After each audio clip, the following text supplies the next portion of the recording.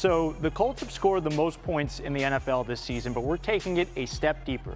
We're talking about points per drive. How efficient is Indianapolis on each of their possessions?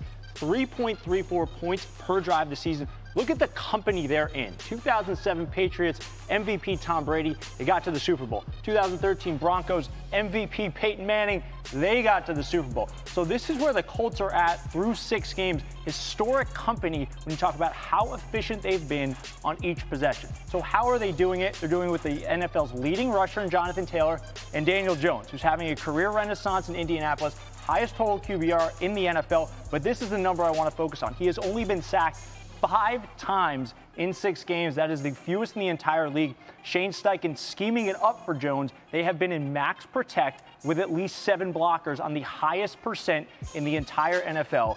But you guys know these defenses are too good this year, right? Too good in the NFL these days. Quarterbacks are always going to be under pressure at some point. And look at this. Daniel Jones has a total QBR of 91 when he is under duress with a defender in his face. That is by far the highest in the NFL. Look how much higher it is than Patrick Mahomes and Baker Mayfield, 2 of the MVP favorites, highest at this point by any QB in the last decade. So these numbers tell me this is going to continue for the Colts on Sunday against the Chargers. Dan, we going cap or no cap? I'm saying no cap, and I love this. A couple of things I want to kind of accentuate that Cap said. So points per drive is one of my favorite stats, just because I think when you point to that, it talks about you got to be efficient to do that. You have to be explosive, and then you got to be good in the red zone. You know, like it takes all those things. The 5 sacks is a combination of the offensive line's playing well. You talk about the max protection, which is Steichen, and then Daniel's like being much more aggressive as a quarterback. But the most impressive thing that Cap talked about is under pressure. That's his biggest flaw. That has been Daniel Jones' biggest flaw since he came out of Duke, since he was at the Giants, was in those moments of dealing with pressure, he would panic with the ball. How do you correct that?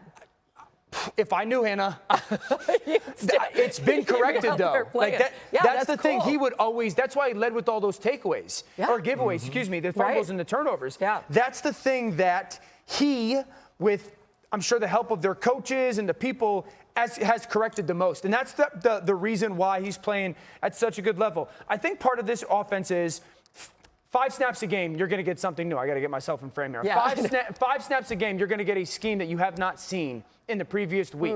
So that'll be a challenge to the Chargers. I talked about Daniel being aggressive. And then this is a team that runs off the tackle really well offensively. That's something the Chargers defensively struggled big time with against Miami. So specific to the game, those are things that Daniel and that offense can have success with. I mean, listen, it doesn't hurt to have a guy like Jonathan Taylor sharing the backfield with you. Mina, how do you see him matching up against that Chargers defense?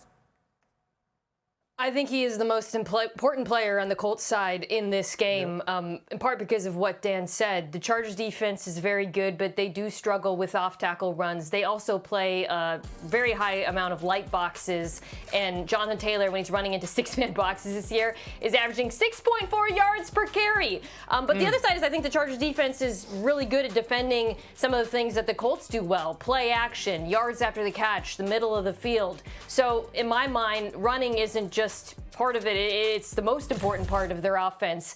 I am interested in seeing, by the way, how the return of Khalil Mack impacts things, potentially, if he plays for LA, because I think he's been not only important to their ability to get pressure with 4, but also their run defense. He's a very good run defender. But yeah, Jonathan Taylor, to me, is the key to this game.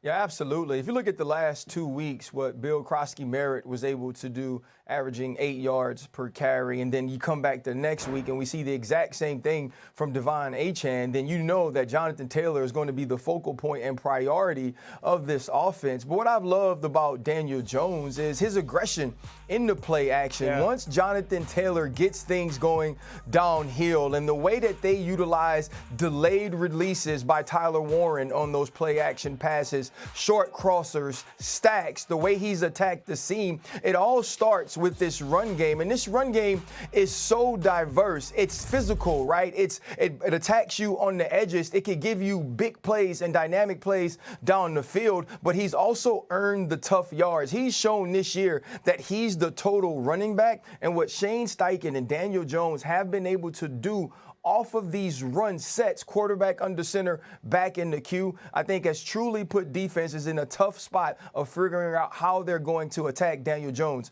and this offense. Yeah, RC, I would tell you the ending of that game last week against the Cardinals is probably the most important so far this season, because we've talked about it. This past week was the first time that Daniel Jones didn't look like he has so far this season. The interception should have been another interception.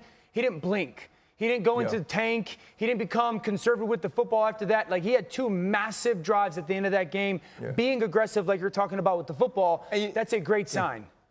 Listen, early on in that game, he throws the interception to Mack Wilson on the boot. But there's a late throw down the seam to Alec Pierce where he puts it on his back shoulder here, where Mac Jones absolutely had a chance. I love the fact that he didn't paralyze himself by the earlier mistake and continue to be aggressive, because that's the only way they win that game against the Chargers. All right, let's get to our picks. No, all good. Mina is the only one on the Chargers. And what is that? She lives in California. Who's that little person there that's next to your pick? That's Joe Alt, the Chargers left tackle. I think he's going to play in this game. The Colts defense drops from 6 to 26 in success rate when they don't get pressure. And Joe Alt is that important to this Chargers offensive line. So if he plays, I'm rolling with LA. But if he doesn't play, I reserve the right to switch my pick. I'm not a graphic. No switching. No. That's the smallest Joe Alt has ever been. Joe Alt ain't been that small in his life. He has some glasses. You gotta keep him there, Mina. Sorry, we gotta lock like that Joe pick. Alternate. I had just seen this from Mina. She was just so happy about something that Dan said. It was just happy fireworks. But Mina, I hate to bring you back down to earth, girl, because your guy, the Chargers are listing Joe Alt as doubtful for Sunday's game against the Colts. Look at little Joe. He appears once more on our program. Little Joe. Mina, does this mean you're changing your pick now?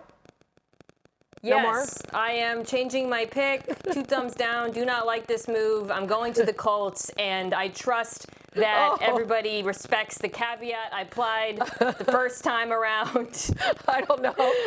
Because I think he's that important. I do. I think he's so important to this Charger. Have you guys watched the Chargers offensive line lately? Come on. No, we have. Believe me. Mina, I think you're setting a dangerous precedent here.